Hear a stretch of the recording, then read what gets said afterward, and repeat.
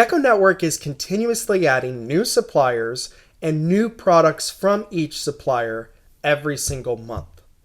Now, when you add the products, it's not a good idea to just assume that they're going to decorate exactly the way that you would in your shop. Every shop is different. In our shop, we don't print polos. We don't embroider t-shirts, but a lot of other shops do. And that is why we need to go into each item we want to put in front of our customers on a website and give it a quick polish. You don't need to polish products that much when only you're using them in Business Hub. But anytime your customer's using it on the front end of the website, it's a good idea to make sure it's been properly configured to your specifications and that it decorates exactly the way you want it to be. So let's just go into an item like the Gildan 5000. And for each item that you want to offer on your website, you want to go into that item's settings, and then you want to do at minimum 2 things. You can do more, but there's 2 things that you really want to do. First is categorize. When your products are first added, they're put into default categories, and your most popular items are going to get lost with thousands of others.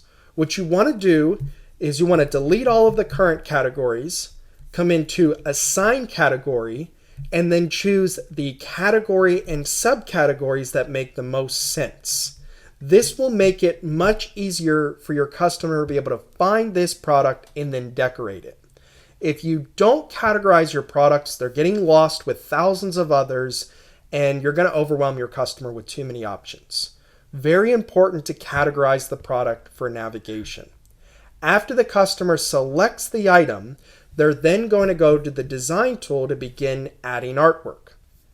What you want to do is come into the views and decoration areas and make sure that the correct decoration processes are on, so you're not promising the impossible, and that the areas on the products are optimally configured.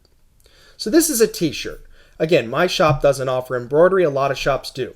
So I would turn it off, and that automatically removed the left and the right chest.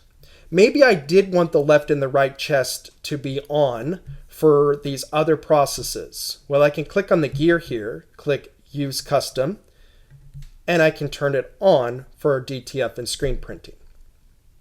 Again, I can choose to just turn it off, then it's not even an option. But you can see I can choose to turn off a process and then choose which areas are possible to use with that process. Now, by default, it'll use the master rules, and then you want to check Allow Custom Decoration Areas. You can then click on the product, and then you can move the areas around or turn off or even add additional areas. When I look at this product, I think that this body area is a little low from the neckline. So maybe I will do a quick tweak. I'll raise it up a little, make it a little bit bigger, and then I'll update the location of the left and the right chest. Categorizing the product makes it easy to be found. Double checking the views in the areas make sure that you are going to deliver the most accurate possible proof and price, which is extremely important. You want the customer to be able to find a product in as few clicks as possible and then get an accurate proof and price that leads to either a quote or an order.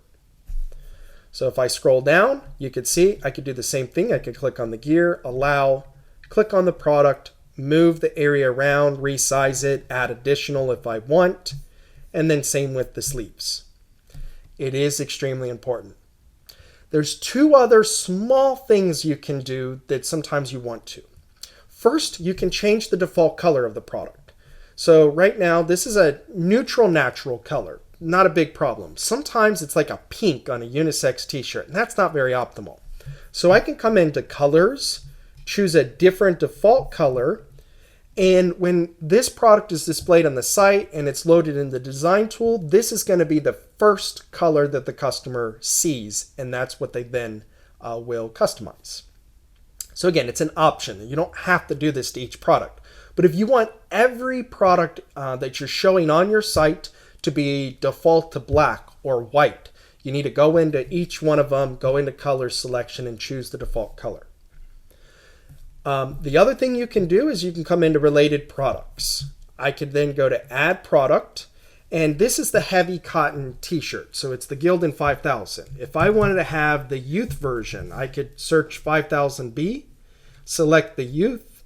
Maybe I want the long sleeve if I have it configured. So we'll do the 5400B or the 5400.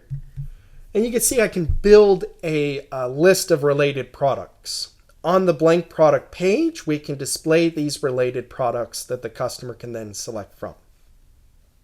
So to recap, it's extremely important that you categorize your products so that the customer can easily navigate to them. Once they have navigated to the product and they take it into the design tool, we want to make sure that the views and decoration areas don't promise the impossible and provide the most accurate possible proof and price.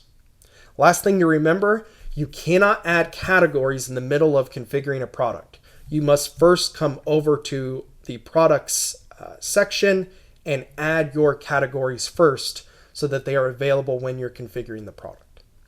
If you have any questions on how to polish a supplier product, simply come up to the top and search our many great help articles, or click on the question mark and raise a support ticket with client services who's there to answer questions and help you work through problems whenever you're having them. Hopefully you find this video helpful, and thank you for watching.